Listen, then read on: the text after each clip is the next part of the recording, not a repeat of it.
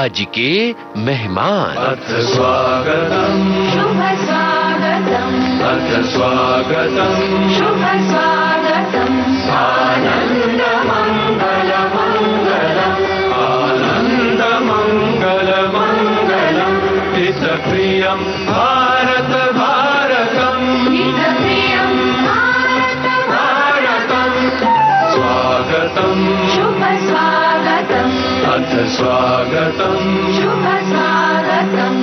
नमस्कार श्रोताओं, आज के मेहमान।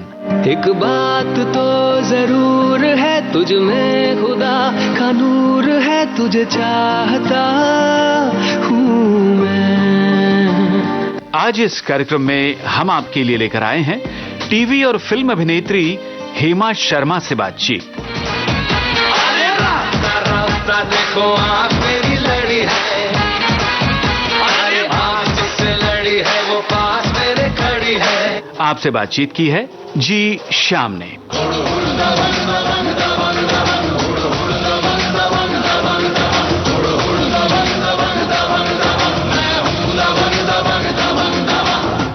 श्रोताओं नमस्कार। आज हमारे स्टूडियोज में एक बड़ी ही खूबसूरत अभिनेत्री आई हुई हैं। ये सिर्फ अभिनेत्री ही नहीं है, समाज सेविका भी हैं, सोशल मीडिया से बहुत अच्छे तरीके से जुड़ी हुई भी हैं, अभिनय में इनकी रुचि निश्चित रूप से है, एक अच्छी डांसर भी हैं, इन्होंने विधिवत रूप से डांस भी सीखा है, एक ऐसी अभिनेत्री जो बहुत प्यारा बोलती भी हैं। तो चलिए हम स्वागत कर लेते हैं हेमा शर्मा जी का। हेमा जी, आपका बहुत बहुत स्वागत है। नमस्कार, thank you so much Shyam ji, मुझे यहाँ विविध भारती में बुलाने के लिए। मैं सच कहूँ तो आज मैं आपको बता नहीं सकती मैं आज दिल से कितनी खुश हूँ। मुझे ऐसा लग रहा है कि बाहर भी कोई दुनिया है क्या, मैं भूल गई हूँ। मुझे बस यहाँ आकर सिर्फ यही दुनिया नजर आ रही है। और सच बताऊं, मैं बैठी चेयर पे हूँ लेकिन अंदर ही अंदर ना एक उछाल चल रहा है मेरे दिल के। ऐसा लग रहा है कि ये मैं चाहती थी, आपके यहाँ पर आना, विविध भारती पे आना, जो देश की सुरीली धड़कन है, इसको मैंने बचपन से सुना है। मैंने अपने पापा को सुनते देखा है, मैंने अपने दादा को सुनते देखा है, गांव-गांव में आपकी ये सुरीली धड़कन को मैंने बजते देखा है। तो आज यहाँ पर आकर मुझे ऐसा महसूस हो रहा है श्याम जी कि शायद मैं कामयाब हुई हूँ, या जो मैं चाह रही थी कहीं ना कहीं मंजिल पे पहुँच रही हूँ। तो मुझे यहाँ बुलाने के लिए बहुत बहुत धन्यवाद, दिल से धन्यवाद। और आपका यहाँ बुलावे पे आने के लिए हम आपको बहुत बहुत धन्यवाद शुरू में ही दे देते हैं। अब बातचीत के लिए धन्यवाद आखिर में देंगे। चलिए ठीक है जी। अब देखते हैं आप अपने बारे में कितना हमारे श्रोताओं को बता पाती हैं, अपनी बातें कितना साझा करती हैं। आप किन बातों को साझा करने के लिए तैयार हैं, ये तो अभी आने वाला वक्त ही बताएगा। अच्छा, ये बताइए सबसे पहले कि ये जो आपकी शुरुआत फिल्मों से लेकर हुई है, या टेलीविजन से लेकर हुई है, या आपके दिमाग में एक बात आई थी उसने आपको मुंबई लाया है, आप हैं कहाँ से और यहाँ तक इतनी खूबसूरती से कैसे पहुंची हैं? देखिए, आज श्याम जी मेरे से आप ऐसी बात पूछ रहे हैं जो जनता मुझे फॉलो करती है, जो जनता को पता है कि हेमा शर्मा एक एक्ट्रेस भी है, Hema Sharma as a non viral भाभी भी है। उनको भी नहीं पता कि भाई मैडम एक्चुअली है कहाँ से। बहुत से लोगों को लगता है कि मैं मुंबई शहर से हूँ और मुंबई शहर में रहती हूँ, लेकिन चूंकि ऐसा नहीं है। मैं यूपी से बिलोंग करती हूँ, एक छोटे से कस्बे के आसपास, मोदीनगर मेरठ के पास के इलाके से मैं हूँ। बचपन से ही बड़ी जिद्दी, नखरेल, गुस्सैल, जो मन में आता है वो ही करने वाली लड़की। हमारे परिवार में 2 भाई 2 बहन, लेकिन सबको सीधे रास्ते जाना है नहीं, मुझे टेढ़े रास्ते जाना है। जिस रास्ते में कांटे लगेंगे उस रास्ते पे जाना है। ये बात मैं आज आपसे इसलिए कह पा रही हूँ क्योंकि मेरे 10th क्लास में जब मैं थी तो मेरे एक टीचर ने मुझे बोला था कि ये लड़की वो रास्ता चूज करेगी जिसपे इसको मना किया जाएगा कि यहाँ मत जाना, कांटे लगेंगे, लेकिन ये लड़की वहीं जाएगी। तो उनकी वो बात, तब की कही भी बात, आज मुझे एहसास हुआ है कि वो उन्होंने ये क्यों कहा था, क्या कहा था। शायद वो समझ गए थे कि ये नॉर्मल लड़की नहीं है। ठीक है, तो मेरा ऐसा मानना है कि जो हम किताबों में पढ़ते हैं उनको मैं जिंदगी में अप्लाई करती हूँ। इन विचारों की वजह से बचपन से ही मेरे परिवार में थोड़े से वार्तालाप होते रहते थे कि ऐसे नहीं होता, ऐसे नहीं चलेगा हमारे परिवार में। तो बचपन से ही साधारण परिवार में जन्मी, लेकिन विचार उच्च वाले थे मेरे कि मुझे जिंदगी में कुछ करना है। वो एक कीड़ा पता नहीं भगवान ने लगा के भेजा, या समय ने लगाया, या मेरी किस्मत ने लगाया, या मुझे नहीं पता, लेकिन बचपन से ही दिमाग में कीड़ा था कि मुझे जिंदगी में कुछ करना है। मुझे ये नॉर्मल जिंदगी नहीं पसंद कि उठो बैठो खाओ पियो और सो जाओ। तो अभी क्या करते हैं? अभी मैं सुबह उठती हूँ और सच मायने में आज के वक्त तो मैं कुछ ऐसी जिंदगी जी रही हूँ कि अब समझ में आया कि दिन बना है सिर्फ काम करने के लिए और रात बनी अपने आप को चार्ज करने के लिए। दिन में 1 घंटा मैं कहीं वेस्ट नहीं करती हूँ। मुझे ऐसा लगता है 5 मिनट मेरे लिए बहुत कीमती है। आज के वक्त मुझे ऐसा लगता है I am living the best life of my अभी तक मैंने जितनी जर्नी जी है एक समझदारी के साथ जिंदगी में करना क्या है उसको विचार करने के साथ मैं जिंदगी में प्रैक्टिकल लाइफ जी रही हूँ कि भैया पैसों से जिंदगी चलती है, पैसे के लिए क्या काम किया जाए। मैं अपनी पीआर खुद डिसाइड करती हूँ कि मैं अगर ये डालूंगी तो उसका मुझे आउटपुट ये मिलेगा। तो मैं इस वक्त कह सकती हूँ कि मैं अपनी जिंदगी खुद चला रही हूँ और मैं बहुत गर्व के साथ कह सकती हूँ कि अच्छी खासी चला रही हूँ। ये बात तो है। और अच्छी खासी क्या, बड़े ही निराले और अपने अंदाज में चला रही हैं अपनी जिंदगी। आप छोटे शहर से आपने मुंबई की ओर रुख किया, क्या सोच कर किया? देखिए, आज मैं पहली बार बता रही हूँ विविध भारती पे कि मैं चल के या सहमति से नहीं आई थी। जैसे बड़े बड़े एक्ट्रेस आते हैं ना भाग कर, वैसे हम भी आ गए थे। मैंने कहा भाई यहाँ तो कुछ होने वाला नहीं है। शादी वादी की बात चल रही थी। उनको लगता है गाँव में कि लड़की ने 10वीं पास कर ली और क्या करना है, लेकिन मैं कहाँ ठहरने वाली हूँ, 10वीं पास कर ली। मैं पहली ऐसी लड़की थी पूरे खानदान में जिसने 10वीं क्लास पास की थी फर्स्ट अटेम्प्ट में। और मेरे पापा को इस बात पे बड़ा गर्व हुआ था कि पहली लड़की मेरी हेमा बनी। मेरे पापा मुझे मोटी बोला करते थे कि पहली लड़की बनी जिसने 10वीं क्लास पास की, फिर इंटर भी कर ली। डांस मुझे करना बचपन से अच्छा लगता था। मेरे पापा को मैं थैंक यू बोलना चाहती हूँ जो आज नहीं है, कि उन्होंने मेरी हर जिद में साथ दिया। मैं बहुत अच्छी डांसर रही हूँ पैदाइशी। मुझसे गलियों की औरतें डांस सीखने आया करती थी। वो बोलते थे शादी आ रही है लेकिन डांस सीखना है हेमा से। मेरी उम्र थी उस वक्त तकरीबन कितना 8वीं या 9वीं क्लास में थी। तो आपको ये जानकर बेहद खुशी होगी कि छोटे से कस्बे की लड़की जो खुद 8वीं 9वीं क्लास में पढ़ रही हो, उस वक्त में 5,000 रुपए महीने के कमाया करती थी। यस। और उसके बाद मेरी जिंदगी इतनी व्यस्त थी जितनी आज है तब भी थी। मैं स्कूल जाया करती थी, मैं डांस सिखाया करती थी और मैं डांस सीखने भी जाया करती थी। ठीक है। तो बचपन से ही 12th के बाद पापा ने बोला मेरे पास तो पैसे नहीं है भैया, अब तू देख ले क्या करना है। तो मैंने बोला ठीक है। मैंने जो है जॉब की। आप पूछिए मेरे से मैंने कौन सी नौकरी नहीं की है। कौन सी नहीं की है? अब मैं ये नहीं बता सकती लेकिन हॉस्पिटल में, रातों को बैंक्वेट हॉल, एयरलाइंस, कौन सी नौकरी है जो मैंने नहीं की है। बहुत जल्दी मैं घर से निकल गई, हॉस्टल में रहने लगी, रात को नौकरी कर रही हूँ बैंक्वेट में। सुबह एयर होस्टेस कोर्स जो मैंने किया था जो इनकम्प्लीट रह गया। 12th के बाद अब मुझे लगा अब क्या किया जाए, पापा तो शादी के लिए लड़का ढूंढ रहे हैं। कहीं से न्यूज़पेपर से मेरे हाथ में लग गया आर्टिकल कि एयर होस्टेस का कोर्स ज्वाइन कर सकते हैं अगर आपने कर लिया है 12वीं क्लास पास। उसके बाद क्या, बस पीसीओ में गई। पीसीओ चलते थे उस वक्त। पीसीओ में जाके मैंने बोला हेमा शर्मा मैंने इंटर पास कर ली है, मुझे ज्वाइन करना। ठीक है। इंटरव्यू के लिए चली गई। इंटरव्यू के लिए चली गई। ये हंसी वाला वाकया सुनिएगा थोड़ा ध्यान से। वहां जाके इंग्लिश मेरी बड़ी तंग थी। अगर आपको एयर होस्टेस बनना है तो या तो आप प्राइवेट स्कूल से पढ़े हुए होंगे तो ही आप कर सकते हैं, इंग्लिश आपकी अच्छी होनी चाहिए। पापा को मैंने बोला रात को पापा मेरा एक इंटरव्यू है और आपको भी चलना है। पापा बोले समझ नहीं आता करती क्या रहती है लड़की, चाहती क्या है। चलो ठीक है। पापा भी जिद के आगे चले गए। इंटरव्यू के लिए बैठी तो उन्होंने बोला tell me something about yourself. यकीन कीजिएगा श्याम जी इतनी भी इंग्लिश नहीं आती थी। मैंने यही लाइन रिपीट कर दी, tell me something about yourself. क्या बात। तो उनको लगा कि यार समझ नहीं आया, लड़की तो अच्छी खासी दिख रही है। उसके बाद उन्होंने कुछ और सवाल पूछे, क्यों एयर होस्टेस ज्वाइन करना चाहती हो। मैंने बोला मुझे उड़ना अच्छा लगता है, मैं जिंदगी में उड़ना चाहती हूँ। तो इंग्लिश को उन्होंने साइड में रखा लेकिन मेरे कॉन्फिडेंस लेवल को देख के उन्होंने मुझे हाँ कर दिया और पापा को बोला कि आपकी बच्ची जो है कर सकती है। फीस भरी। 6 महीने के बाद, आधे कोर्स के बाद मुझे लगा यार नहीं कुछ जम नहीं रहा है। श्याम जी मैंने बीच में छोड़ दिया। ठीक है। क्योंकि आपको तो कहीं और आना था। मैंने अपनी माँ को बोला मम्मी मुझे ऐसा लगता है कि मेरी मुंबई में है सब कुछ। ये मैं वाकई आपको एकदम रियल बता सकती हूँ। मेरी मम्मी चारपाई पे लेटी थी और मैंने अपनी मम्मी को बोला मम्मी मुझे ऐसा लगता है कि मुझे मुंबई जाना चाहिए, मेरा मुंबई में सब कुछ है। तो मेरी माँ ने बोला हाँ चली जा, तेरे जाने से कौन सी दुनिया खाली हो रही है। मेरी माँ ने ऐसा बोला और यकीन कीजिए मैंने 1000 रुपए लिए और मैं आ गई। यहाँ कौन था आपका? भाई ये समझ लीजिए कि दिल्ली में एक स्टूडियो है संदीप मारवे। ठीक है। वहां पर मैं गई थी डांस की टीचर की जॉब के लिए। डायरेक्ट फर्स्ट डे मैंने मीटिंग की संदीप जी से उन्होंने बोला देखिए आपके लिए यहाँ पर कुछ नहीं, अगर आप जिंदगी में कुछ करना चाहते हो तो आपको मुंबई जाना पड़ेगा। और बस ऐसे ही मैं आ गई। और चूंकि मैं अपने आप को बड़ी किस्मत वाली मानती हूँ, ट्रेन का सफर किया और ट्रेन का सफर करते ही एक भले इंसान मिल गए थे।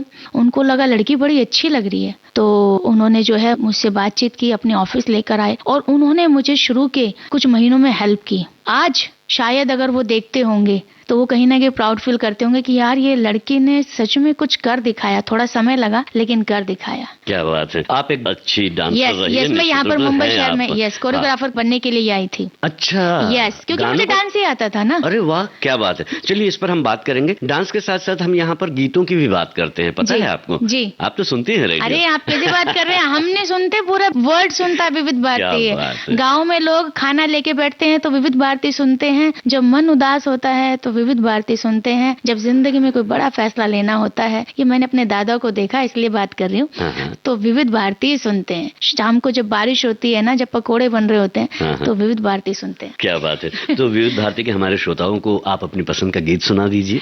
देखिए सबसे पसंदीदा जो मेरा गाना है, जो मैं आज के वक्त ज्यादा सुनती हूँ, स्मिता पाटिल जी का गाना है, दुश्मन ना करे दोस्त ने वो काम किया।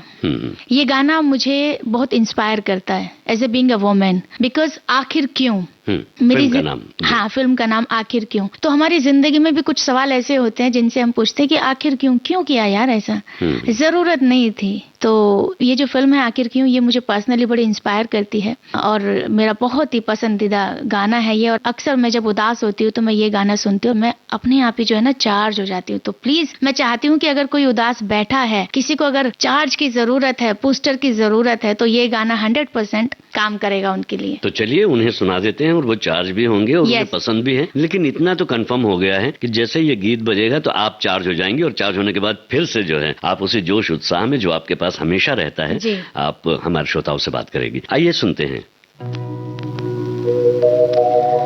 दुश्मन न करे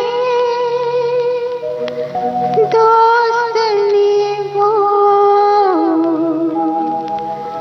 काम किया है,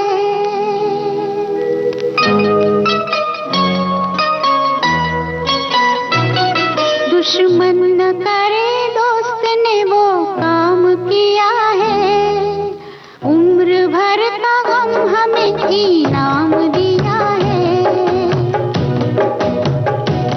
दुश्मन न करे दोस्त ने वो काम किया है, उम्र भर का गम हमें इनाम दिया है।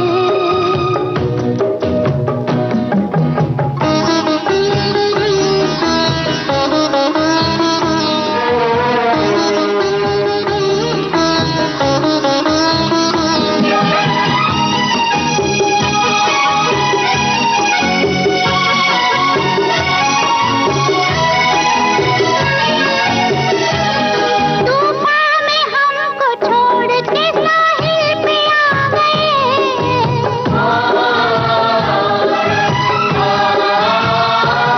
तूफान में हमको छोड़ के साहिल पे आ गए, साहिल पे आ गए।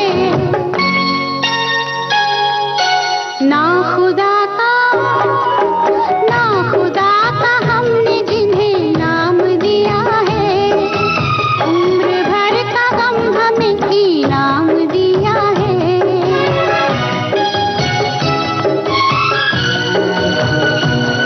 दुश्मन न करे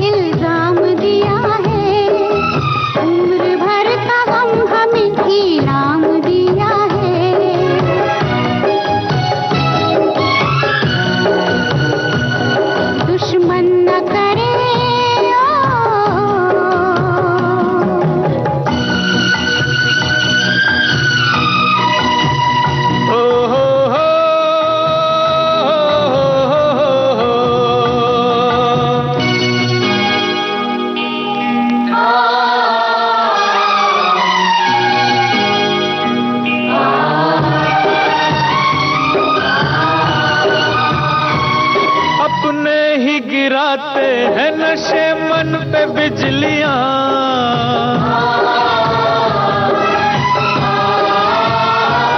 अपने ही गिराते हैं नशे मन पे बिजलियां, नशे मन पे बिजलियां। गैरों ने आके फिर भी उसे थाम लिया है। उम्र भर का गम हमें इनाम दिया है।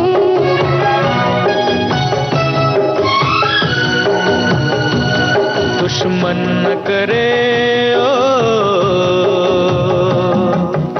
श्रोताओं, एक बार फिर आप सभी का स्वागत है। यहाँ पर स्टूडियोज में हमारे साथ हैं हेमा जी। मैंने कहा था ना, बहुत प्यारी बातें करती हैं, बहुत सारी बातें करती हैं। बचपन में कहते थे बहुत बोलती है, लेकिन आज बोलते हैं बहुत अच्छा बोलती हो। अच्छा बोलती हैं आप जी। हम यही कह रहे थे कि आप यहाँ पहुंची मुंबई, जी, एक सपना था आपके पास में। वो सपना क्या था? कोरियोग्राफर बनने का, फिल्मों के लिए। क्योंकि डांस ही आता था ना उस वक्त। आदमी अपने स्केल पे जाता है ना कि आप क्या कर सकते हैं, तो उस वक्त मुझे डांस ही आता था। तो क्या किया फिर आपने उसके लिए? देखिए, मैं यहाँ पर आई, शुरू में तो डेफिनेटली सबको तकलीफ होती है, मुझे भी हुई। आर्टिकल्स देखे, फिर एक दो ऐसे फोटोग्राफर्स पोर्टफोलियो कराते हैं। आजकल पोर्टफोलियो का जमाना चला गया। पहले होता था कि भैया अगर आपको काम करना है तो you need a good photographs. तो मैं जब गई पोर्टफोलियो कराए, तो कुछ लोगों ने मेरा जब चेहरा देखा तो उन्होंने बोला कि हेमा, तुम थोड़ी दिव्या भारती जैसी दिखती हो, थोड़ा तुम्हारा चेहरा जो है आयशा जुल्का जैसा भी दिखता है। Sometimes I look like Rambha also. तो उन्होंने बोला, तू एक्टिंग क्यों नहीं करती है? अगर तू एक्टिंग करेगी तो देख, तुझे डांस तो अच्छा आता है, तो तू डांस भी उसमें परफॉर्म कर पाएगी। तो जो भगवान ने तुझे इतना अच्छा चेहरा दिया है तो उसको यूज कर, और तेरा स्क्रीन फेस बहुत अच्छा है। तो ये बात जो है, या तो हो सकता है कि भगवान ने बुलवाई थी, ठीक है, चूंकि मुझे एक्ट्रेस बनना था, कोरियोग्राफर नहीं बनना था। तो ऐसे कोरियोग्राफर के हिसाब से मैंने कोई गाना शूट नहीं किया, डायरेक्ट मैंने किया। सबसे पहले मैंने जो गाना किया था वो भोजपुरी किया था। अगर अभी आप मुझसे पूछेंगे तो सच बताऊं श्याम जी, मुझे बिल्कुल याद नहीं है, बट यस, मेरा सबसे पहले जो गाना शूट हुआ था मुंबई शहर में वो भोजपुरी था। और वहां से मुझे एहसास हुआ था कि हाँ, मैं अच्छा कर सकती हूँ, मैं एक्टिंग भी कर सकती हूँ, डांस तो मुझे आता ही था। तो उसके बाद वहां से कॉन्फिडेंस लेवल बदला, वेट कम किया, क्योंकि मैं गांव से लड़की आई थी। गांव में दबा के नॉर्मल खाना पीना खाते। इंडस्ट्री के लिए आपको सबसे पहले मतलब फिट होना चाहिए, फिजिक वाइज, कपड़ों के हिसाब से, बट मैं चूंकि जैसे तैसे अपना चला रही थी, धीरे धीरे मैंने मुंबई के हिसाब से अपने आप को बदलना शुरू किया। फिर एक गाना, एक एल्बम और मिली मुझे राजस्थानी म्यूजिक कंपनी की तरफ से। वहां पर बात हुई थी कि हेमा जी के साथ हम सिर्फ एक गाना करेंगे, लेकिन देखिए उनको पता नहीं क्या समझ में आया कि एक ही एल्बम में उन्होंने मुझसे करा दिए 5 गाने। स्पेशली 8 गाने होते हैं, लेकिन 5 गाने करा दिए। वो एल्बम से मुझे इतना प्यार मिला। राजस्थान में मेरे बड़े बड़े होर्डिंग्स लगे थे और उसके थ्रू मुझे शोज भी मिले उदयपुर में। तो वो जो होर्डिंग्स थे, वो जो पोस्टर जब मेरे पापा ने देखे, मेरी फैमिली ने देखे, जब उनको लगा कि चलो ये कुछ तो अच्छा कर रही है, ठीक है, तो वहां से शुरुआत हुई थी कि यस, मैं कुछ कर सकती हूँ। तो वहां से फिर मेरी जर्नी शुरू हुई एज ए एक्ट्रेस, और मैं अपने आप को भूल गई कि मुझे कोरियोग्राफर बनना था। तो वहां से फिर मैंने धीरे धीरे लोगों से मिलना शुरू किया। भगवान का आशीर्वाद है कि मुझे आज तक किसी भी डायरेक्टर ने या किसी भी पर्सन ने रिजेक्ट नहीं किया कि हेमा तुम रॉन्ग फील्ड में हो या तुम फिल्म लाइन के लिए नहीं हो। मैं जहां पर गई सबने मुझे बड़ा प्यार किया। अरे यार, ये लड़की जो है ना बड़ी अपनी सी लगती है, इसके अंदर ना वो टेंट्रम्स नहीं है, इसको देख के बड़ा अपनेपन वाली फीलिंग्स आती है। सबने मुझे बोला एक दिन देखना तू बहुत बढ़िया करेगी। और इतने साल हो गए, मतलब अगर बात करूं तो 10-15 साल की जर्नी में मुझे ऐसा लगता है कि अपने दम पे मैंने जो कमाया है वो सेटिस्फेक्शन के लिए अच्छा, लेकिन अभी बहुत कुछ करना बाकी है। अभी तो कुछ नहीं किया सर, अभी तो कहानी शुरू हुई है, अभी तो शुरुआत है। आगे आगे देखिए होता है क्या। बिल्कुल, ये आपका कॉन्फिडेंस, आपका जो विश्वास है, ये आपके चेहरे से भी झलकता है। और खास बात यह है कि आपकी बातों में वो बात तो है जो लोगों को कन्विंस भी कर सकती है और लोगों को मुतासिर भी कर सकती है जी। और इसी वजह से जो है हम भी उम्मीद करते हैं आने वाले दिनों में आप बहुत अच्छा करेंगे। लेकिन जो आपने किया है अभी तक का, उसमें आपको कौन सा काम अच्छा लगा है अपना? जैसे कि देखिए, टीवी सीरियल मैंने बहुत किए हैं, एड्स मैंने काफी किए हैं, बड़े बड़े ब्रांड सीरियल्स किए हैं। एक अशोक सम्राट सीरियल आता था, वो मेरा सबसे पहले सीरियल था। अच्छा, ठीक है। और माइथोलॉजी था, तो उसकी लैंग्वेज एकदम अलग होती है। तो जब वो लैंग्वेज समझ में आई, वो कैरेक्टर समझ में आया, तो वो ट्रैक खत्म हो गया। 3-4 महीने उसमें मैंने काम किया था। उसके बाद एक सीरियल आया था, कहाँ तुम कहाँ हम। तो मेरी एक्चुअल कहानी जो है शुरू हुई 2015 से, जिसको बोलते हैं कि वापस से कम बैक करना। अच्छा। रियल एक कॉन्फिडेंस के साथ। सबसे पहले देखिए, मैं गांव की लड़की, अपने आप में मुंबई शहर आना बड़ी बात है, लेकिन मैं आपको बोलती हूँ कि मैं लड़की अमेरिका तक जाकर आई हूँ। यस, 2015 में जब मैंने वापस से कम बैक किया, सबसे पहले शुरुआत हुई दुबई में। गोविंदा जी के साथ डांस शोज किया। गोविंदा जी को मेरा डांस बड़ा अच्छा लगा और उनको मेरा नेचर बड़ा अच्छा लगा, तो उन्होंने रिकमेंड किया मुझे अमेरिका के डांस शोज के लिए भी कि हेमा शर्मा एक लड़की है, उसको भी आप बुलाइए। तो आप सोचिए, अमेरिका तक जाना अपने आप में एक बहुत बड़ी बात है। गाँव की लड़की, अमेरिका का वीजा लगना ही अपने आप में बड़ी बात है। फर्स्ट अटेम्प्ट में ही मुझे 10 साल का वीजा मिल गया। गोविंदा जी से पहले मेरा वीजा आ गया। गोविंदा जी बोले, ये तो गलत बात है हेमा जी, ये मतलब हमारा वीजा नहीं आया, आपका आ गया, आप हमसे पहले जा रही हैं क्या? तो गोविंदा जी थे, नेहा धूपिया थी, ईशा देवल जी भी थी। वहां पे गीतांजलि को रेडियो है अमेरिका में, तो वहां पर गीतांजलि के थ्रू बातचीत करते करते ये बोला गया कि हेमा मालिनी जी की लड़की हेमा शर्मा होनी चाहिए थी, क्योंकि ईशा देवल जी वही थी मेरे साथ में। तो उन्होंने बोला कि रियल ब्यूटी जिसको बोलते हैं, ड्रीम गर्ल, कहीं ना कहीं हेमा शर्मा रिप्रेजेंट करती है, और नाम भी हेमा है। हाँ, तो ईशा देवल जी ने मुझे बड़ा प्यार दिया, नेहा धूपिया जी ने भी, कि यार लड़की बड़ी रियल है, शी लुक सो ब्यूटीफुल, एकदम रियल है। तो वहां से कहानी शुरू हुई और फिर उसके बाद मैं रुकी नहीं। फिर 2015 में डांस शोज, 2016 में मैंने टीवी सीरियल किए, 2017 में सबसे पहली फिल्म की यमला पगला दीवाना फिर से। यहाँ पे भी कनेक्शन है, देखिए बचपन से पैदा हुई हूँ, नाम है हेमा, बोलते हैं क्या बात है धर्मेंद्र किधर है? तो देखिए धर्मेंद्र जी के साथ पहली फिल्म कर ली हमने। वाह, 2017 में। क्या बात है ना? हाँ। और धर्मेंद्र जी से मैं जब मिली तो उन्होंने जिस तरीके से मेरा हाथ पकड़ा और उन्होंने मेरी आंखें देखी, तो उन्होंने बोला तुम्हारी आंखों में चमक है और तुम जरूर करोगी। तो उस दिन धर्मेंद्र जी ने बड़ा प्यार दिया मुझे, हाथ पकड़ के बोला तेरी आंखों में चमक है, तू करेगी कुछ ना कुछ। उसके बाद 17 के बाद 2018 में की मैंने वनडे अनुपम खेर जी के साथ।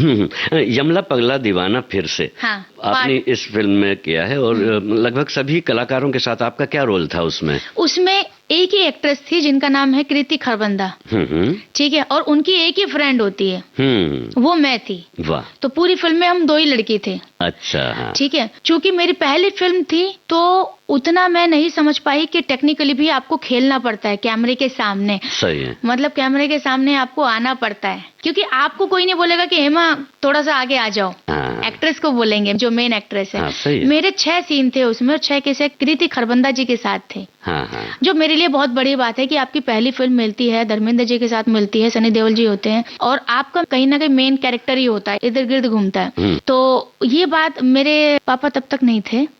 2015 में जब मैं अमेरिका से लौटी तो पापा चले गए थे 15 दिन बाद ही, और मेरे पापा को बड़ा फक्र महसूस हुआ था, मेरी बेटी विदेश जाके आई है भाई, गोविंदा के साथ डांस करके आई है, बहुत बड़ी बात थी। काश 2017 में अगर उनको ये होता तो वो बोलते, क्योंकि धर्मेंद्र किसके फेवरेट नहीं है भाई, है ना? सही है। मैं जट यमला पगला दीवाना और अब्बा इतनी सी बात ना जाना, लेकिन कहते हैं ना कि कभी कभी कामयाबी मिलती तो लेकिन थोड़ी सी लेट मिलती है, तो समय पर मिलती है, तब तक कुछ अपने थोड़ा सा आगे पीछे हो जाते हैं, कुछ छूट जाते हैं, है ना? कुछ नए मिल भी जाते हैं, नए भी मिल जाते हैं। तो अपनों में सबसे पहले हमारे माँ बाप ही आते हैं। तो ये मेरे लिए बहुत बड़ी बात थी, एक नई अपॉर्चुनिटी थी, बड़ी एक्साइटेड थी मैं। और मुझे याद है 31 अगस्त को ये फिल्म रिलीज हुई थी। 2015 से मेरे जीवन में कुछ ऐसा बदलाव आया श्याम जी, जून जुलाई अगस्त, ये 3 महीने मेरी जिंदगी के कुछ खास जाते हैं। अभी जुलाई चल रहा है, 24 जुलाई, आज मैं आपके साथ विशेष है आज।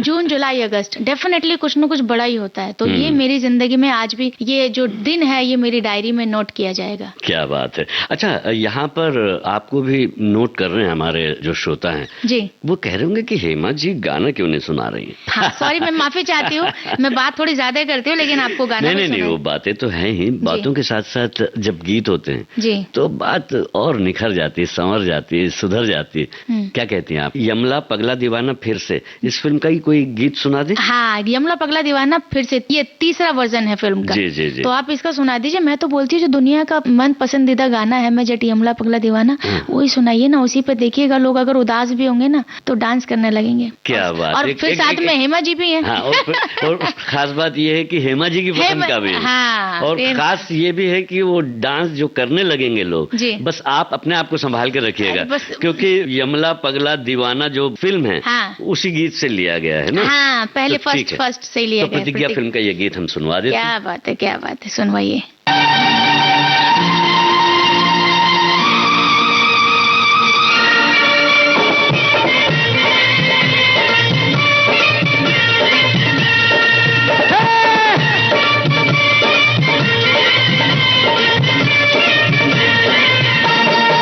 मैं जट यमला पगला दीवाना,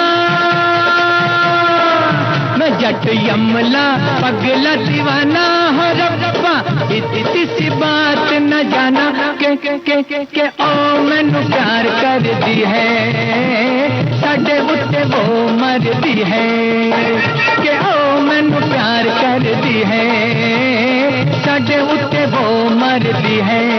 मैं जट यमला पगला दीवाना हो रब्बा, इतनी सी बात न जाना के ओ मैनू प्यार कर दी है, हाय हाय हाय साडे उत्ते वो मर दी है।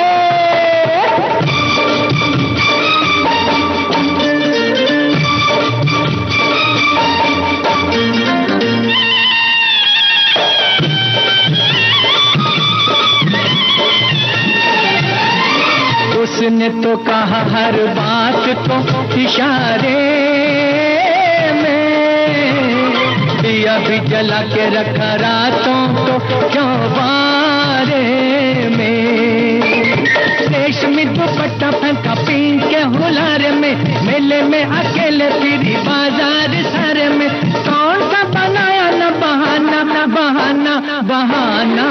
मैं जट यमला पगला दीवाना हो रब्बा, इतनी सी बात न जाना के ओ मैनू प्यार कर दी है, साडे उत्ते वो मर दी है।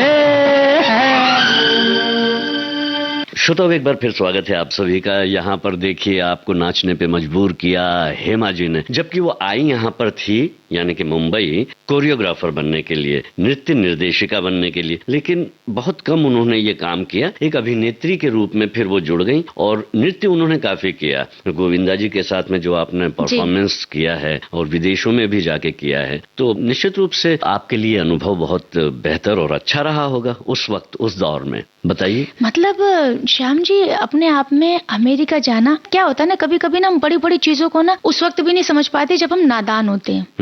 ठीक है, हमें कुछ चीजों की वैल्यू तब ज्यादा समझ में आ जाती है जब हम थोड़े से मैच्योर हो जाते हैं कि भाई अमेरिका जाना अपने आप में एक बहुत बड़ी बात है। बट चूंकि शायद 2015 में जो आज आपके सामने हेमा बैठी है उतनी मैच्योर नहीं थी, तो वो वहां जाने का जो पर्पस या जो मीनिंग है उस वक्त शायद मुझे इतना समझ में नहीं आया जो मुझे आज आया है कि भाई अमेरिका जाना, वीजा के लिए लोग परेशान होते हैं, परफॉर्मेंस देना, 3 जगह जाके परफॉर्मेंस देना, मैंने सोलो परफॉर्मेंस देना। इट्स नॉट दैट कि मैंने गोविंदा जी के साथ परफॉर्म किया, मैंने माधुरी जी को ट्रिब्यूट किया था उधर। चोली के पीछे क्या है, आज नचले नचले, तो मैंने तो मैंने 3 जगह जाके वहाँ पे अमेरिका शहर में जाके आप परफॉर्म कर रहे हो, डांस दे रहे हो पब्लिक के बीच में, 10,000 जनता के बीच में। मतलब ये किस्मत में लिखा है आपके तो ही पॉसिबल है, नहीं तो कौन हेमा शर्मा मुरादनगर की, कौन हेमा शर्मा कोई जानता भी नहीं है भाई। नहीं, लेकिन आपकी कला बोलती है, हाँ, है ना? कला थी, इसलिए यहाँ पर पास कला है और आपकी रुचि अभिरुचि भी उससे जुड़ी रही है और आपने कोशिशें भी की है, इस वजह से भी कई चीजें आप तक पहुंची हैं और पहुंचनी बाकी भी हैं। जी पहुंचनी बाकी, अभी तो बहुत कुछ करना है शर्मा जी। तो ये मेरे लिए अनुभव मेरे से ज्यादा मेरे पापा के लिए था।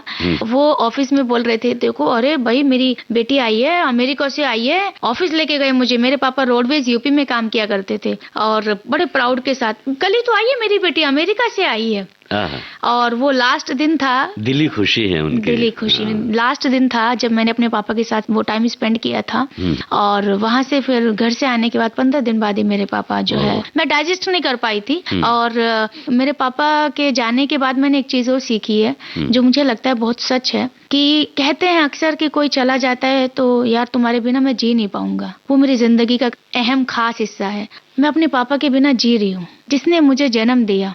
मैं मरी क्या? नहीं मरी ना। या और भी जो लोग हैं वो मरे क्या? नहीं मरे ना। तो मुझे ऐसा लगता है मैं जब अपने पापा के बिना जिंदा रह सकती हूँ तो फिर और दूसरा इंसान कितना क्लोज, कितना मैटर करता होगा मेरे लिए, फिर भी मैं जिंदा रहूंगी। बिल्कुल रही। तो ये कहते हैं ना कि अरे यार उसके बिना मैं मर जाऊंगा, जिंदगी खत्म हो गई है। कोई ऐसा दिन नहीं जाता मैं जब अपने पापा को मिस नहीं करती हूँ। वो मेरी स्ट्रेंथ थे। मेरे पापा समाज से ऊपर उठ के काम करने वालों में से थे। मेरे पापा एक पूरे परिवार में वेल एजुकेटेड पर्सन थे, खुददार इंसान थे। उन्होंने सिखाया था कभी कर्जा मत लेना, 1 रुपया किसी का रखना नहीं, अपने पैसे को बड़े संभाल के रखा करते थे। तो आज वो होते तो मुझे ऐसा लगता है मेरे पूरे परिवार में मेरे भाई, मेरी माँ, शायद ही कोई मेरे ऊपर प्राउड फील करता होगा। लेट मी टेल यू, क्योंकि अपने घर के परिवार के लोग जो होते हैं ना, क्योंकि वो अपना है ना, इतना फेमस कोई दूसरा पड़ोस का हो ना तो उसको 4 बार बोलते हैं, है ना। तो अगर शायद वो होते तो वो थोड़ा सा बोलते कि नहीं यार हेमा अच्छा कर रही है। और मुझे ऐसा लगता है कि भाई कामयाब होने के पीछे ना आसान सफर नहीं होता।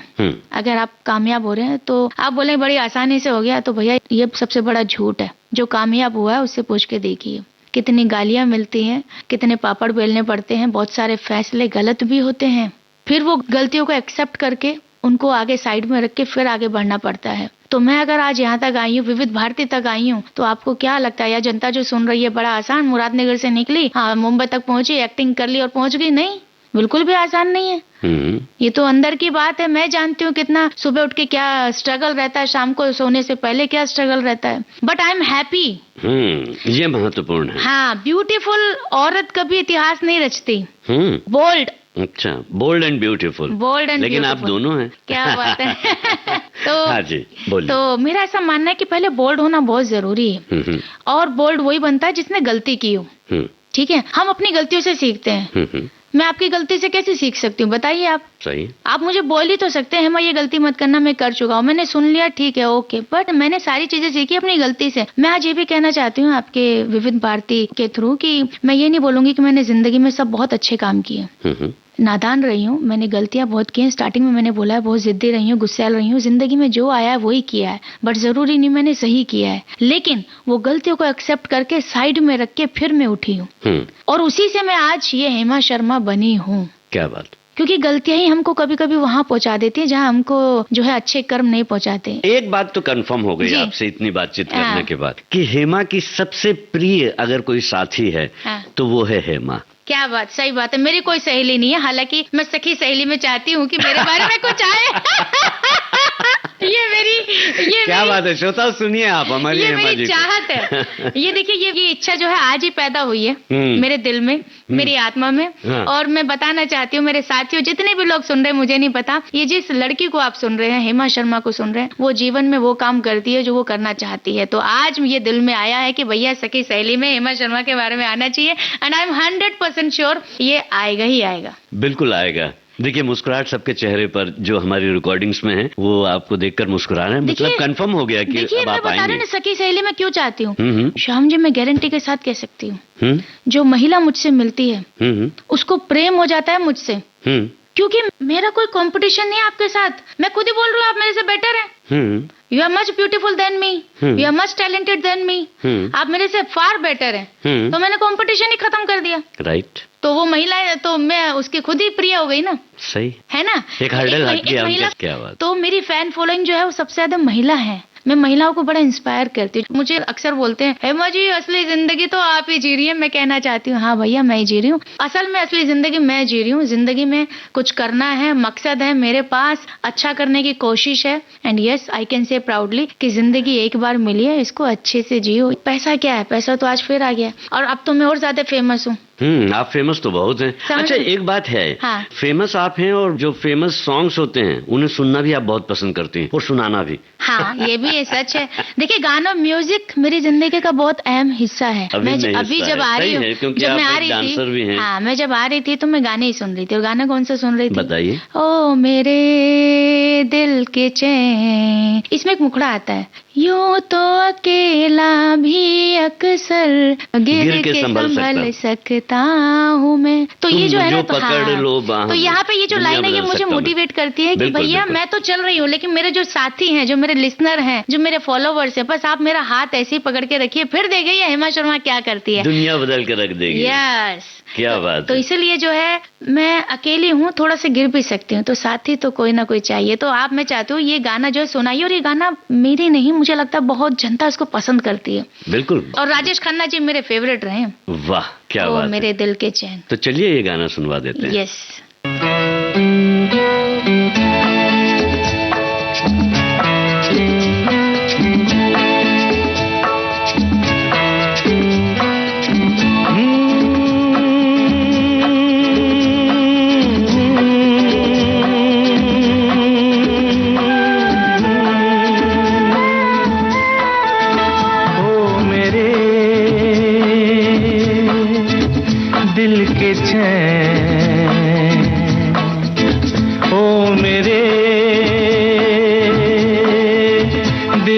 चैन चैन आए मेरे दिल को दुआ कीजिए। ओ मेरे दिल के चैन चैन आए मेरे दिल को दुआ कीजिए।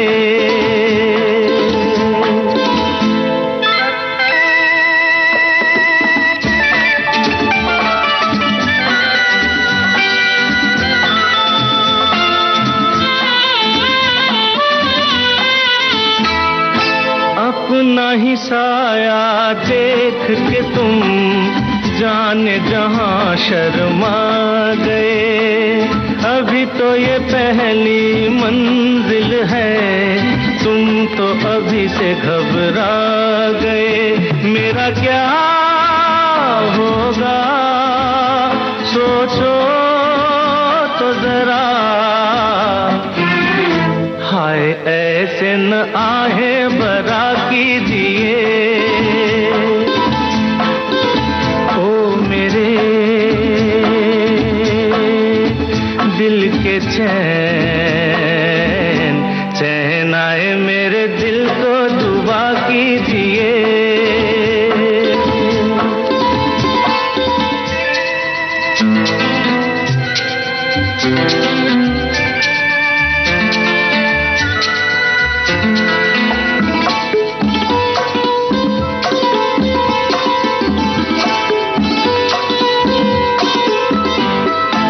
आपका अरमा आपका नाम मेरा तराना और नहीं। इन झुकती पलकों के सिवा दिल का ठिकाना और नहीं। जचता ही नहीं आँखों में कोई, दिल तुमको ही चाहे तो क्या कीजिए। ओ मेरे दिल के चैन चैन आए मेरे दिल को दुआ कीजिए।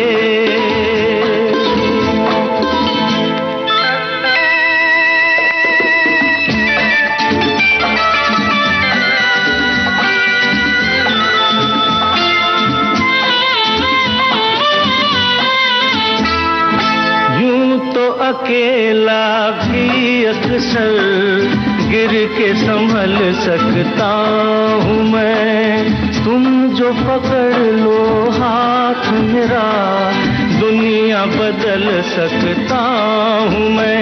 मांगा है तुम्हें दुनिया के लिए, अब खुद ही सनम फैसला कीजिए। ओ मेरे दिल के चैन चैन आए मेरे दिल को दुआ कीजिए।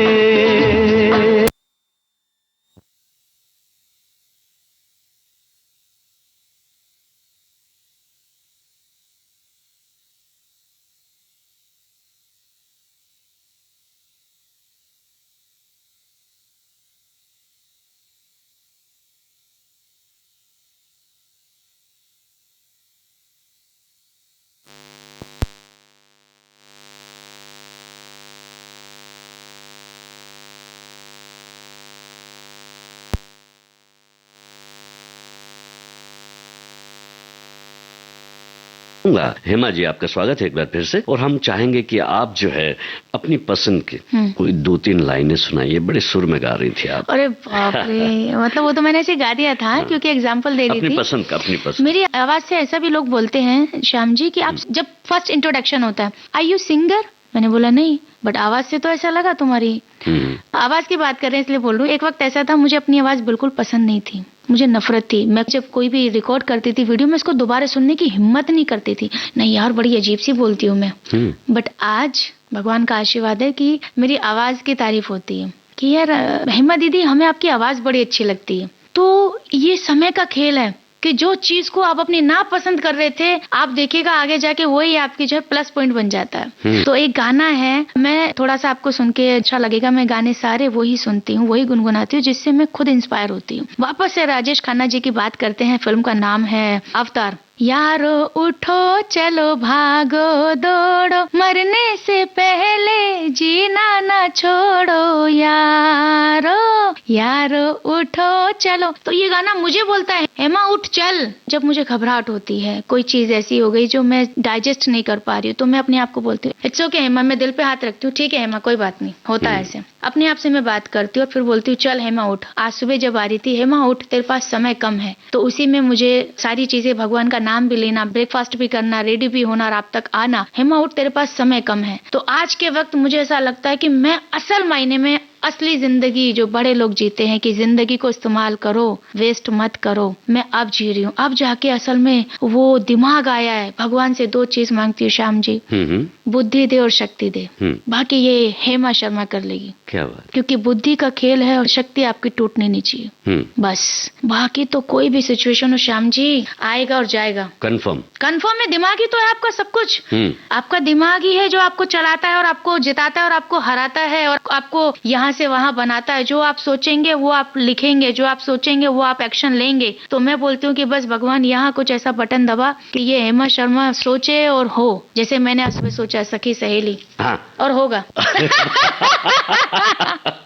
अच्छा हेमा जी, ये बात तो आपने अच्छी कही है कि जो आप सोचती हैं वो होता है। हाँ। और कई बार ऐसा भी तो होता होगा ना कि आपने जो सोचा हुआ है वो नहीं हो पाता, और जरूरी नहीं है कि जीवन की हर इच्छाएं जो है हमारी पूरी हो। मानती हैं? किसी की भी नहीं हुई, किसी की भी नहीं हुई, किसी की भी नहीं हुई। तब आप क्या करती हैं? क्योंकि आप एक जिद्दी लड़की तो रही हैं शुरू से, अभी भी, और आपको ये यकीन भी है कि जो मैं चाहती हूं। अब मैं खुददार बन गई हूँ, अब मैं सेल्फ रेस्पेक्ट वुमेन बन गई हूँ कि भाई देख सब कुछ ठीक है, बट मैं डिसरेस्पेक्ट बर्दाश्त नहीं कर सकती। क्या बात है। तो कुल मिला के कहना यह है कि जब भी ऐसी कोई स्थितियां आती हैं तो आप उन्हें दरकिनार कर देती हैं, या फिर उसी पर फिर से मेहनत करने लग जाती हैं, या सोचती हैं कि ये वक्त और ईश्वर की जो है इच्छा है? श्याम जी बहुत रियल बात बताऊंगी, मैं डिप्रेशन में जा चुकी हूँ एक टाइम पर। और डिप्रेशन में इंसान कब जाता है? जब परिस्थिति उसके ऊपर बहुत ज्यादा हावी हो जाती है, ठीक है। मेरे जैसी लड़की डिप्रेशन में जा चुकी, मेरे लिए बहुत हैरानी वाली बात है, लेकिन मैं गई हूँ। परिस्थिति ऐसी थी, जो सोचा था वैसा नहीं हुआ था,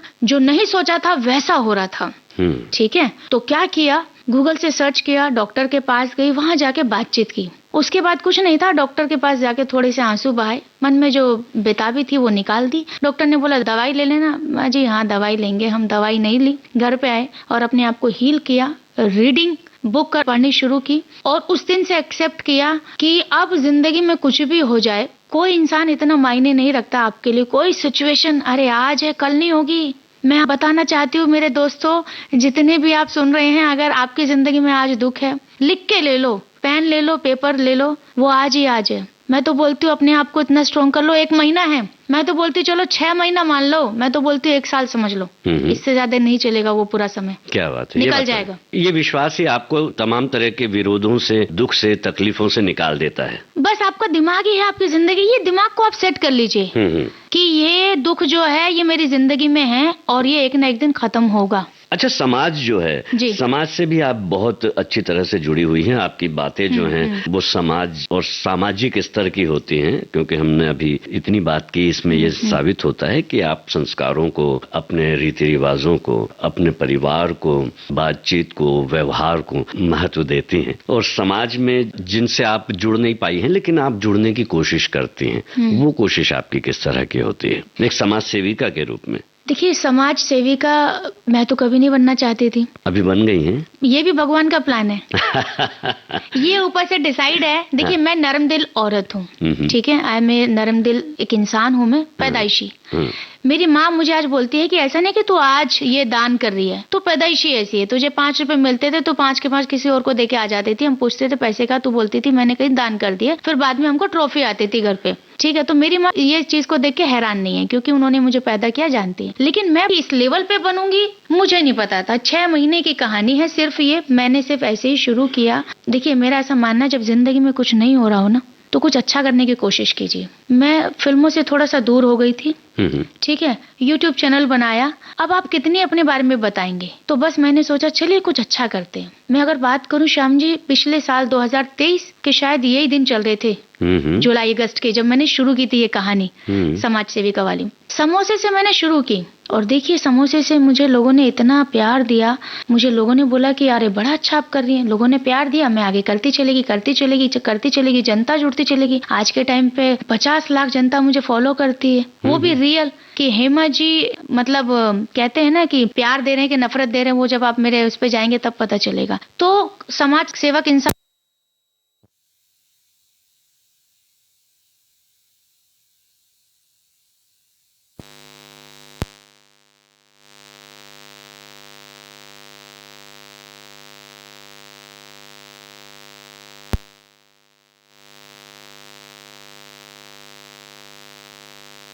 कि गीत कौन सा सुनाएंगे आप? चलिए, एक गाना है मुझे बड़ा पसंद है। मैं चाहती हूँ आपके विविध भारती, जो मेरे पापा रेडियो बड़ा सुनते थे, उनकी पसंद का एक गाना हो जाए। और ये गाना मैं बीच बीच में सुनती रहती हूँ, सुख के सब साथी दुख में ना कोई। इस गाने में सच्चाई है और मैं जब भी मुझे मेरे पापा की याद आती है तो मैं हमेशा ये गाना सुनती हूँ। चलिए इस गीत को हम अपने श्रोताओं को भी सुना देते हैं। यस।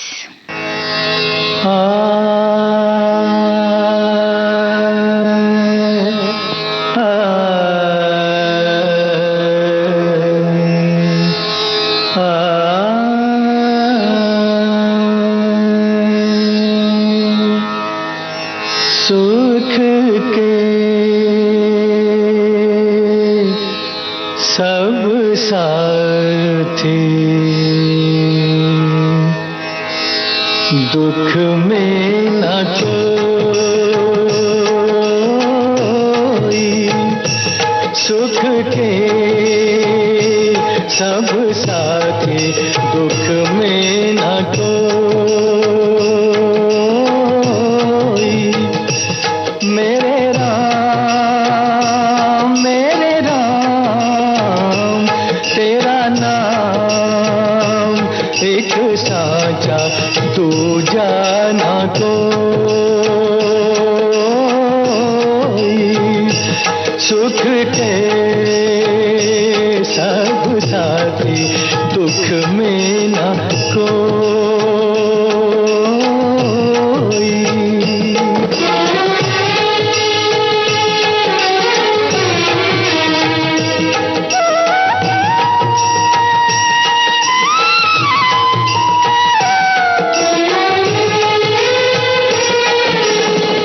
जीवन आनी जानी छाया,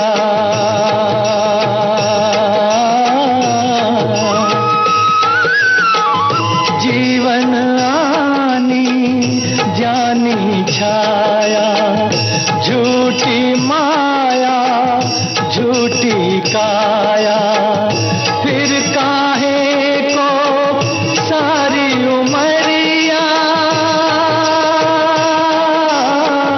फिर काहे को सारी उमरिया, पाप की गठरी ढोई। सुख के सब साथी दुख में न कोई। मेरे राम तेरा नाम एक साचा दूजा ना कोई। श्रोताओं एक बार फिर स्वागत है आपका। हेमा शर्मा जी यहाँ पर हैं, उनका जोश उनका उत्साह मुझ में भी प्रवाहित होने लगा है।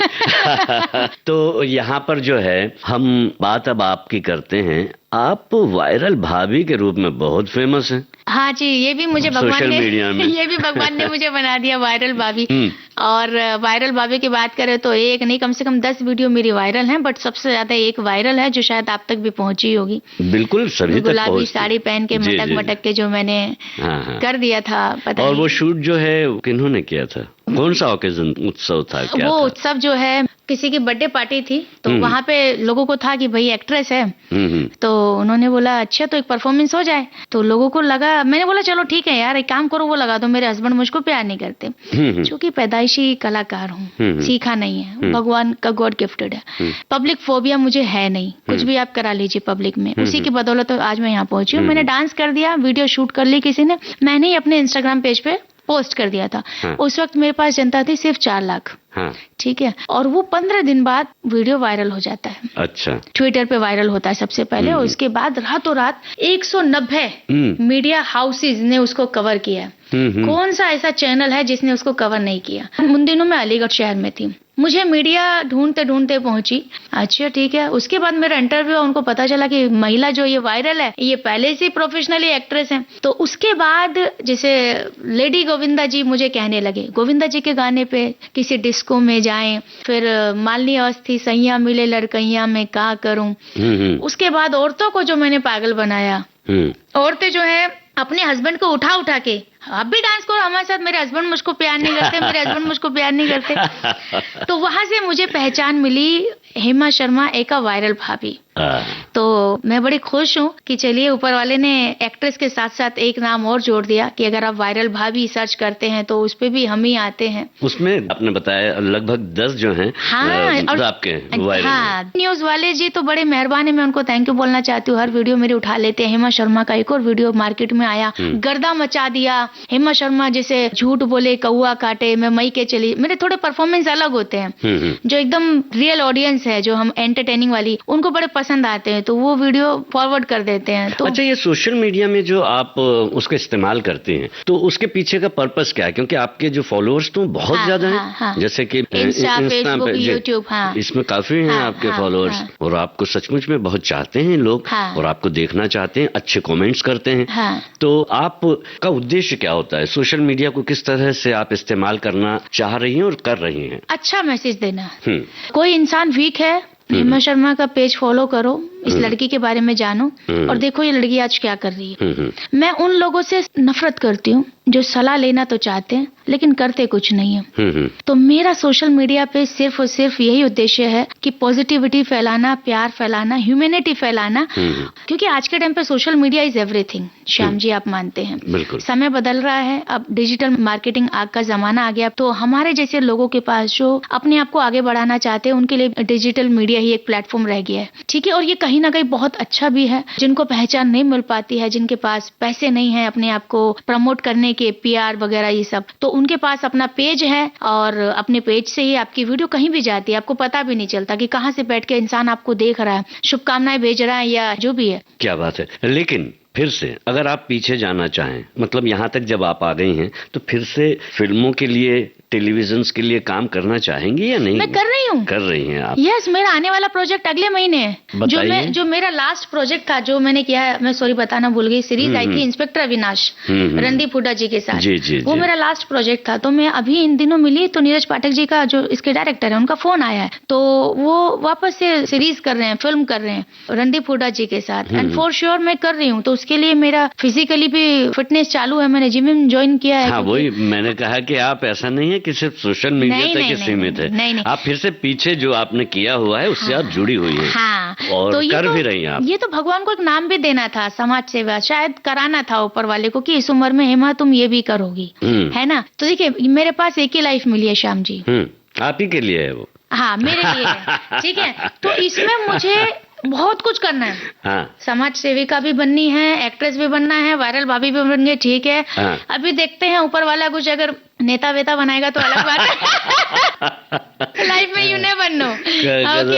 जो भाभी जी हैं सचमुच में गजब है। आप सच में लोगों को आकर्षित कर जाती हैं अपनी सादगी से, अपनी सरलता से। ये जो आप बात करती हैं, ऐसा लगता है हमारे घर परिवार का, हमारे आसपास का, हमारा कोई दोस्त, हमारी कोई सहेली जो है वो बात कर रही है। यही खासियत है। मुझे बड़े वापस से मुझे पर्दे पे देखेंगे आप? बिल्कुल। यस, मे बी ये साल के अंदर ही देखेंगे, if I am not wrong. क्या बात है। और कोई बात जो अपने श्रोता साथियों से आप कहना चाहते हो, आपको लगता है कि ये तो मुझे कहना ही चाहिए, बिल्कुल कहिए। मैं ये कहना चाहती हूँ कि हम सबके पास एक ही लाइफ है, एक ही चांस है। समय बहुत कम बचा है, क्योंकि कल आपका टिकट कट जाए किसी को नहीं पता। तो जिंदगी में वो जो भी आप करना चाहते हैं, कल का इंतजार ना करें, आज ही से करें। और मैं तो बोलती हूँ अभी से शुरू करें। आप कितना भी अच्छा कर लें, बहुत कम लोग जो हैं याद रखेंगे। इस चक्कर में हम अपनी जिंदगी गवा देते हैं। ठीक है, बहुत अरमान हम दिल के अंदर दबा के रखते हैं। मैं बस ये कहना चाहती हूँ कि पैसा नहीं है कोई बात नहीं, एक बार आप शुरू तो करो। कम है आपके पास कोई बात नहीं, जितना भी है उसी में शुरू करो। कामयाब होगे या पास होगे कोई बात नहीं, वो बाद में देखेंगे, शुरू तो करो। तो बस ये कहना चाहती हूँ कि सिचुएशन कैसी भी क्यों ना हो, शुरू तो करो। तो अगर मैंने शुरू ना किया होता तो मैं आज विविध भारती में नहीं आ पाती। तो मैंने शुरू किया और मैं डेली शुरू होती हूँ। मैं डेली उसी तरीके से मेहनत करती हूँ कि मैंने अभी कुछ नहीं किया, मुझे अभी करना बहुत कुछ बाकी है। तो ये समझ लीजिए कि मैं आज यहाँ पर आई हूँ, विविध भारती तक पहुंची हूँ, इतना बड़ा प्लेटफॉर्म पर यहाँ पर आई हूँ। एक गाँव की लड़की, कस्बे की लड़की, मुंबई शहर में आके स्ट्रगल करके, पर्सनल लाइफ में भी स्ट्रगल करके, है ना। मेरे पास सबसे कीमती चीज है मेरा नाम, हेमा शर्मा। जीते जी ये बना रहे और जाने के बाद भी ये बना रहे, बस इतना करके जाना चाहती हूँ। क्या बात है। आपकी तमाम जो मुरादें हैं वो पूरी हों। आने वाले दिनों में जो आप काम कर रही हैं वो बेहतर से बेहतर हों और लोगों तक आप पहुंचे और जो चाहत चाहती हैं आप, वो आपको मिले। और आपके जीवन में जो खुशियां आप चाहती हैं, विशेष करके वो तमाम खुशियां आपको मिले, आप सफल हों। बस यही विविध भारती परिवार की ओर से हम कहना चाहेंगे। जी, एक किस्सा मैं अपने पापा का सुनाना चाहती हूँ, रेडियो वाला, क्योंकि जरूरी है, क्योंकि मौका बार बार नहीं मिलता। बिल्कुल, है ना, आज मिला तो कहना चाहिए। बिल्कुल बिल्कुल। मेरे पापा रेडियो सुना करते थे और उनका ये मन पसंदीदा था विविध भारती। इसी के थ्रू वो सारी समाज में क्या हो रहा है, देश में क्या हो रहा है, गाना कौन सा अच्छा चल रहा है, कौन सा नहीं चल रहा है। तो आज पापा जी नहीं है, लेकिन काश वो होते तो मेरा ये इंटरव्यू सुनते। पर चलिए कोई बात नहीं, आप जहाँ पर भी हैं आई एम श्योर सुन रहे होंगे। तो थैंक यू सो मच मुझे यहाँ बुलाने के लिए। और वो रेडियो मैंने ही दी थी मेरे पापा को, और वो रेडियो आज भी है। तो अगर विविध भारती नहीं होती तो रेडियो भी नहीं होती, और रेडियो नहीं होती तो ये किस्सा नहीं होता। तो सारी चीजें कनेक्टेड हैं। सो विविध भारती देश की सुरीली धड़कन, जितना कहा जाए उतना कम है। और श्याम जी, आपको तो अच्छा लगा ही है मुझसे बात करके, बट मैं भी बताना चाहती हूँ, मुझे भी आपसे बात करके बेहद खुशी हुई है। और आपने भी मुझे इनडायरेक्टली जो मोटिवेट किया है कि हेमा जी आप एकदम सही जा रही हैं, बस आप लगी रहे। तो उसके लिए भी थैंक यू सो मच, तहे दिल से थैंक यू, मुझे यहाँ बुलाने के लिए और मुझे हौसला देने के लिए। विविध भारती परिवार आपको बहुत बहुत शुभकामनाएं देता है। उम्मीद करता है आपकी तमाम मनोकामनाएं पूर्ण हो। धन्यवाद। धन्यवाद, थैंक यू सो मच।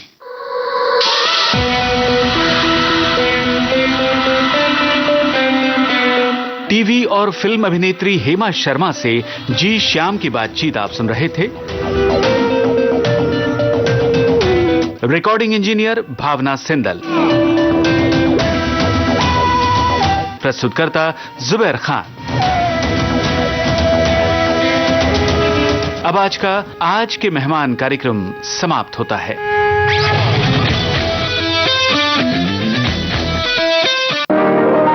आज के मेहमान।